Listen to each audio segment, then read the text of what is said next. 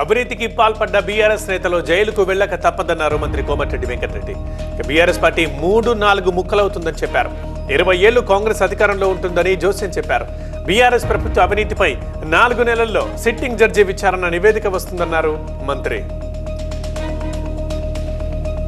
గత ప్రభుత్వంలో వికలాంగులకు 4000 పెన్షన్ ఇచ్చిన ఘనత కేసీఆర్దే అన్నారు హరీష్ రావు. దేశంలో ఏ రాష్ట్రం కూడా 700 రూపాయల కంటే ఎక్కువ పెన్షన్ ఇవ్వలేదని చెప్పారు హరీష్ రావు. ప్రస్తుత ప్రభుత్వం వికలాంగులకు 6000 ఇస్తామన్న హామీని వెంటనే అమలు చేయాలని డిమాండ్ చేశారు ఆయన. రూపాయి ఖర్చు లేకుండా సింగరేణి కార్మికుల కారుణ్య నియామకాలు చేపడతామన్నారు మంత్రి పొంగులేటి శ్రీనివాసరెడ్డి. కార్మికుల సొంతింటి కళ నెరవేరుతుందని చెప్పారు. సింగరేణి కార్మికుల చిరకాల కోరికైన ఆదాయ పన్నులు ఎన్నికల అనంతరం రద్దు చేస్తామని హామీ ఇచ్చారు పొంగులేటి. తెలంగాణలో తబ్లీగీ జమాతే సంస్థకు ఎందుకు అనుమతులిచ్చారో ప్రభుత్వం సమాధానం చెప్పాలని డిమాండ్ చేశారు బీజేపీ జాతీయ ప్రధాన కార్యదర్శి బండి సంజయ్. తబ్లీగీ ఉగ్రవాదులను తయారు చేసే సంస్థ అని, అలాంటి సంస్థకు నిధులు ఎలా ఇస్తారని ప్రశ్నించారు. నిషేధిత సంస్థను ఎందుకు పెంచి పోషిస్తున్నారని, నిధులను ప్రభుత్వం వెనక్కి తీసుకోవాలని డిమాండ్ చేశారు బండి సంజయ్.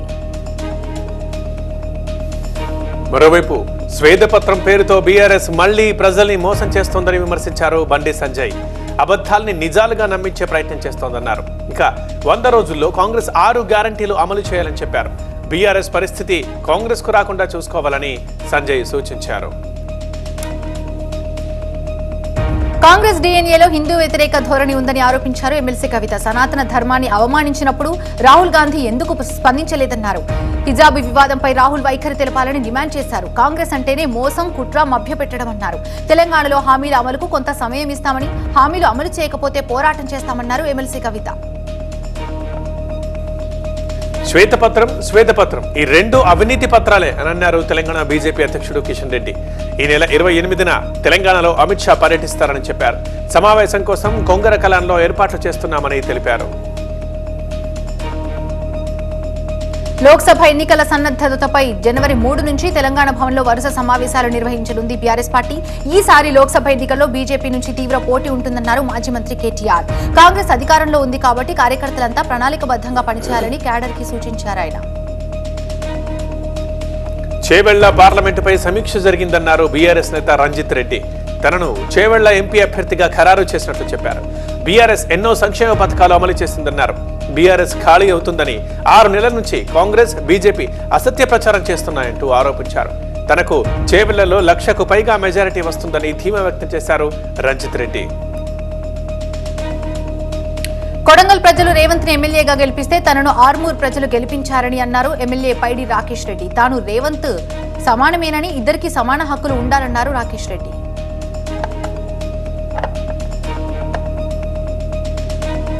కాంగ్రెస్ 6 గ్యారంటీలు వెంటనే అమల్లోకి వస్తాయన్నారు మంత్రి కొండా సురేఖ.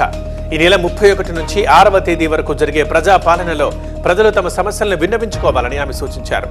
ఉమ్మడి వరంగల్ జిల్లాలో పర్యటించిన మంత్రి క్రిస్మస్ సందర్భంగా చర్చిలో ప్రత్యేక ప్రార్థనలు చేశారు. బీఆర్ఎస్ స్వేదపత్రంపై రివర్స్ అటాక్ చేశారు మునుగోడు ఎమ్మెల్యే కోమటిరెడ్డి రాజగోపాల్ రెడ్డి. రాష్ట్రాన్ని గత ప్రభుత్వం అప్పులు కుప్పగా మార్చిందని విమర్శించారు. పార్లమెంట్ ఎన్నికల తర్వాత బీఆర్ఎస్ కనుమరుగవటం ఖాయమన్నారు. ప్రజలను తప్పుదోవ పట్టించేందుకే బీఆర్ఎస్ స్వేదపత్రం విడుదల చేసిందన్నారు. కాంగ్రెస్ మాటల ప్రభుత్వం కాదని చేతల ప్రభుత్వం అన్నారు రాజగోపాల్ రెడ్డి. బర్రెలక్క కంటే తక్కువ ఓట్లు వచ్చిన పవన్ పొడిచేదేమీ లేదని ఎద్దేవా చేశారు ఎమ్మెల్యే శిల్పా చక్రపాణి రెడ్డి. చంద్రబాబు, పవన్లు కలిసి ప్రభుత్వం ఏర్పాటు చేయడం కలలో కూడా జరగని పని అన్నారు. ప్రశాంత్ కిషోర్ తో కలిసి కొత్తగా సాధించేదేమీ లేదని అన్నారు ఎమ్మెల్యే చక్రపాణి. వాజ్పేయి నిజమైన వారసులు బీజేపీ కార్యకర్తలన్నారు ఏపీ బీజేపీ అధ్యక్షురాలు పురంధేశ్వరి. వాజ్పేయి రాజనీతి కలిగిన వ్యక్తి అని తెలిపారు. విజయవాడలో ఓబీసీ మోర్చా రాష్ట్ర కార్యవర్గ సమావేశానికి హాజరైన పురంధేశ్వరి వచ్చే నెల 7న విశాఖలో ఓబీసీ సమావేశం నిర్వహిస్తామని చెప్పారు. త్వరలో తూర్పుగోదావరి జిల్లాలో వారాహి యాత్ర చేపడతారు జనసేన అధినేత పవన్ కళ్యాణ్. రాజానగరంలో 3 రోజుల పాటు పవన్ పర్యటిస్తారు. కుల సంఘాలు, కార్మిక సంఘాలతో ఆయన భేటీ అవుతారు. అయితే ఈ నెల 27, 28 తేదీల్లో వారాహి యాత్ర షెడ్యూల్ ఖరారు కానుంది. సీఎం జగన్ ఏమి చెప్పినా వినడానికి నేను సిద్ధమే అన్నారు మంత్రి చెల్లుబోయిన వేణుగోపాలకృష్ణ. రాజమండ్రి రూరల్ సీటు విషయంపై జగన్ మాట్లాడిన తర్వాతే తాను స్పందిస్తానన్నారు. సీఎం మాట తన మాట వేరే ఉండదని స్పష్టం చేశారు.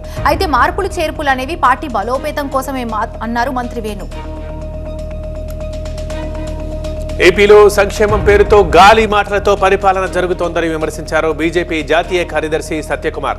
రాష్ట్రంలో గుంతల రోడ్లపై మట్టి పోసిన పాపాన పోలేదని ఆరోపించారు. రాష్ట్రంలో పంటలు ఎండిపోతుంటే మంత్రులు కేవలం ట్వీట్లకే పరిమితమయ్యారని విమర్శించారు. క్రీడా స్థలాలు, స్టేడియాలు అభివృద్ధి చేయకుండా ఆడుదాం ఆంధ్ర అంటూ మోసం చేస్తున్నారని మండిపడ్డారు సత్యకుమార్. వైసీపీ శ్రేణుల తీరుకు వ్యతిరేకంగా తాడిపత్రిలో మున్సిపల్ చైర్మన్ జేసీ ప్రభాకర్ రెడ్డి రోడ్డుపై బైఠాయించి నిరసనకు దిగారు. నూతన సంవత్సర వేడుకల సందర్భంగా విద్యుత్ స్తంభాలకు విద్యుత్ దీపాలు అలంకరణ చేపట్టారు మున్సిపల్ సిబ్బంది. పనులకు అడ్డుగా ఉన్న వైసీపీ జెండాలను తొలగిస్తుండగా వైసీపీ శ్రేణులు అభ్యంతరం వ్యక్తం చేశాయి. అయితే శాంతి భద్రతలకు విఘాతం కలిగించొద్దని జేసీ ప్రభాకర్ రెడ్డికి సర్ది చెప్పారు పోలీసులు. సన్బర్న్ ఈవెంట్ కి అనుమతి నిరాకరించామన్నారు మాదాపూర్ అడిషనల్ డీసీపీ నరసింహారెడ్డి. ఎలాంటి అనుమతులు లేకుండా టికెట్స్ విక్రయిస్తున్నారన్నారు.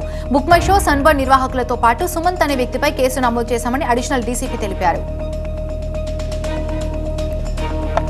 జగిత్యాలలోని ద్వారకానగర్లో ప్రమాదవశాత్తు ఓ బైక్ దగ్ధమైంది. ఇంటి ముందు పార్క్ చేసిన కేటీఎం బైక్ నుంచి ఒక్కసారిగా మంటలు చెలరేగాయి. గమనించిన స్థానికులు వెంటనే అగ్నిమాపక సిబ్బందికి సమాచారం అందించారు.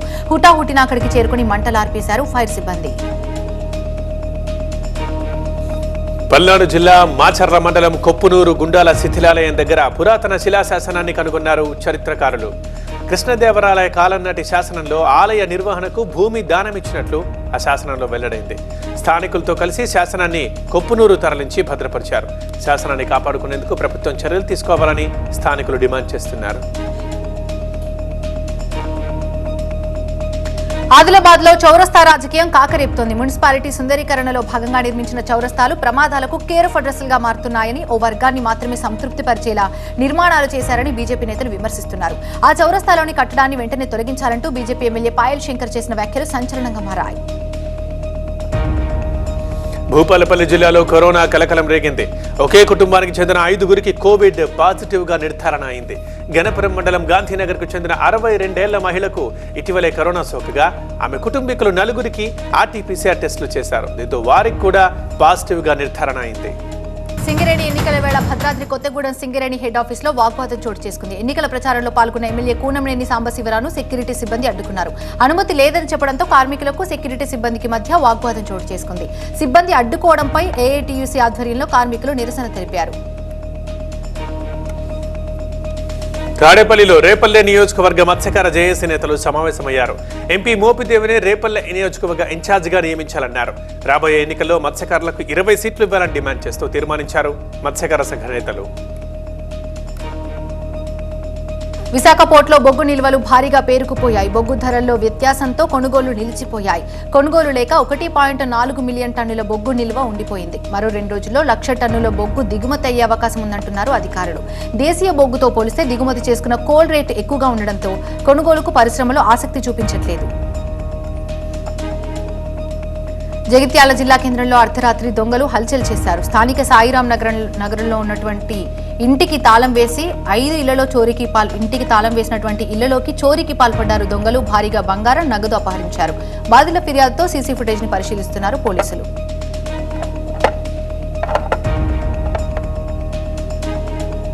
ఇంద్రకీలాద్రిపై జనవరి 3 నుంచి 7వ తేదీ వరకు జరిగే భవానీ దీక్షల విరమణకు ఏర్పాట్లు జరుగుతున్నాయి.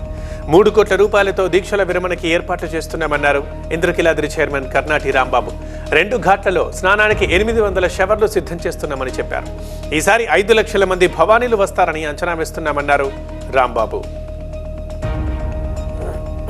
మేడారానికి భక్తులు పోటెత్తుతున్నారు. వరుస సెలవులు రావడంతో 1,00,000 మంది వనదేవతలను దర్శించుకున్నట్టుగా తెలుస్తోంది. సమ్మక్క సారలమ్మ దేవతలకు మొక్కులు చెల్లించుకుంటున్నారు భక్తులు. సింహాద్రి అప్పన్న ఘాట్ రోడ్లో ట్రాఫిక్ జామ్ అయింది. అప్పన్న తొలిపావంచ నుండి సింహగిరిపై దాకా వాహనాలు నిలిచిపోయాయి. ట్రాఫిక్ క్లియర్ చేయలేక పోలీసులు చేతులెత్తేశారు. దేవస్థానం సెక్యూరిటీ సిబ్బంది కూడా ప్రేక్షక పాత్రకే పరిమితమైంది. దీంతో వాహనదారులు తీవ్ర ఇబ్బందులకు గురవుతున్నారు. ఆంధ్ర ఊటీగా పిలిచే అరకు సోయగాలను చూసేందుకు పర్యాటకులు పోటెత్తారు. వరుస సెలవులు రావడంతో పెద్ద సంఖ్యలో తరలివచ్చారు. మంచు దుప్పట్లో ప్రకృతి అందాలను టూరిస్టులు ఆస్వాదిస్తున్నారు. లంబసింగి, వంజంగి, మదగడ, అరకు ప్రాంతాలను పర్యాటకులు క్యూ కట్టారు. నిర్మల్ జిల్లా ఖానాపూర్లో పెద్ద ప్రమాదం తప్పింది. స్థానిక గంగపుత్ర నగర్లో కొందరు కరెంట్ షాక్ సృష్టించేందుకు ప్రయత్నించారు. ఇందుకోసం కాలనీలోని పబ్లిక్ బోర్డుకి కరెంటు తీగను అమర్చారో గుర్తు తెలియని వ్యక్తులు. ఈ దృశ్యాలు సీసీటీవీ కెమెరాలో రికార్డయ్యాయి. కరెంటు తీగల్ని కాలనీ వాసులు గుర్తించడంతో పెద్ద ప్రమాదం తప్పినట్లయింది. ఈ ఘటనపై స్థానికులు పోలీసు కంప్లైంట్ ఇచ్చారు. మాజీ ప్రధాని వాజ్పేయి బీజేపీ నేత మదన్ మోహన్ మాలవ్య జయంతి సందర్భంగా పార్లమెంట్ సెంట్రల్ హాల్లో ఇద్దరు నేతల చిత్రపటాల దగ్గర నివాళులర్పించారు ప్రధాని మోదీ. కేంద్ర మంత్రులు కూడా ఈ కార్యక్రమంలో పాల్గొన్నారు. మాజీ ప్రధాని అటల్ బిహారీ వాజ్పేయి జీవితాంతం దేశ అభివృద్ధిని వేగవంతం చేసేందుకు కృషి చేశారని ప్రధాని నరేంద్ర మోదీ అన్నారు. మాజీ ప్రధాని వాజ్పేయి 99వ జయంతి సందర్భంగా ఢిల్లీలోని అటల్ సమాధి స్థలి సదైవ్ అటల్ దగ్గర నివాళులర్పించారు. రాష్ట్రపతి ద్రౌపది ముర్ము, లోక్సభ స్పీకర్ ఓం బిర్లా, కేంద్ర మంత్రులు ఈ కార్యక్రమంలో పాల్గొన్నారు. మధ్యప్రదేశ్ ముఖ్యమంత్రి మోహన్ యాదవ్ తన మంత్రివర్గాన్ని విస్తరించారు. కొత్తగా 28 మందికి మంత్రి మండలిలో స్థానం కల్పించారు. వీరిలో 11 మంది ఓబీసీలున్నారు. మొన్నటి వరకు కేంద్రంలో మంత్రిగా ఉన్న ప్రహ్లాద్ పటేల్ కి మోహన్ యాదవ్ కేబినెట్ లో స్థానం లభించింది. సూరత్ ఇంటర్నేషనల్ ఎయిర్పోర్ట్ లో కొత్త టెర్మినల్ ప్రారంభమైంది. 353 కోట్ల రూపాయలతో దీన్ని నిర్మించారు. ఢిల్లీ, హైదరాబాద్ నుంచి వచ్చిన ప్రయాణికులకు ఎయిర్పోర్ట్ సిబ్బంది గులాబీ పూలు అందించి శుభాకాంక్షలు తెలిపారు. ఈ నెల 17న ప్రధాని మోదీ దీన్ని ప్రారంభించారు. నేటి నుంచి ఈ టెర్మినల్ కార్యకలాపాలు ప్రారంభమయ్యాయి.